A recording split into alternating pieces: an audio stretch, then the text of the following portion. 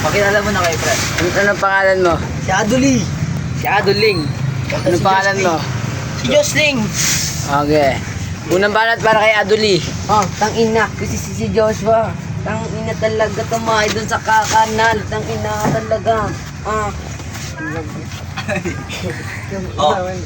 Second banat para kay Josh. Oh, Josling. Pakita mo na maganda. yes, sabi niya sa akin, kumain daw ako doon. Sa kanan na mabaw na iyon. Bakit to siya nakita na iyon? Natutulog pa lang ako na tayo nasa kakao. Ang laki ng tayo, puro tubol. Ayun lang ang masasabi ko ngayon. Yeah. Ano ba banat para kay Ado? Pangatlong banat para kay Ado.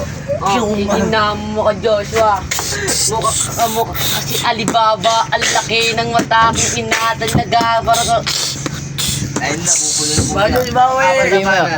Balita. Mga tatlong rounds lang yun eh. 1, 2, 1, 2. Wait, dalawang kanan. Unti ka taimigan. Wait lang, magbabalita siya, magbabalita. Ano namin? Magrarap ako ngayon bago ako mag-rap. Magbabalita-balita ako. Balitang-balita, seryadong sira. Nakita ko si Ado na tae sa kakao. Oh yeah. Sabi ni Ado, di daw siya kayang tumay sa ganyan. Bakit ganyan? Natulog lang ako ng saglit na wala ako agad. Dun ka kaagad sa mga kakao na yan. Kumasa agad ang bilis mo na yan. Pagkatae mo na ngayon, hindi ka mapakali, todo ka kamot sa puwi. Yeah. Tangina, tatay ko si Aa. Tangina, sumama ka na. King ina talaga, yung papaa-paa, gumaganyan na. Tangina talaga. Makakadik, tangina, kasama mo. Tatay mo, say mo, papa, join tayo.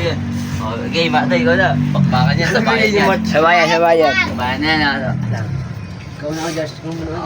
Sige, Madyo siya muna. 1, 2, 1, 2, 1, 2. Narinig nyo ba pangalan ni Ado? Nagnak si junk shop ng kawali. Sobrang lupit niyan, tumae sa bukado. Ang laki ng tayo, tumubol kulay brown. Tungang ina, ang lupit naman yan. Tumae sa may kakao, hindi ko naman nakalay. Natulog lang ako sa gilid na iyan. Pagkamulat ko mata, todo ka mo sa puwi.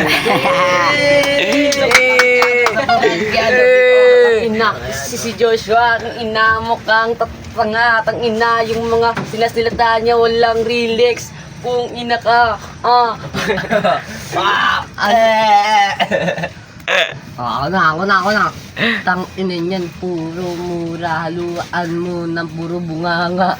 Ang lupit niyan, motor na iyan. Tapusin na yan. Pag nagis ko Kabandahan niyo yung mga kalaban natin. Sa Ejek naman, sa Ejek.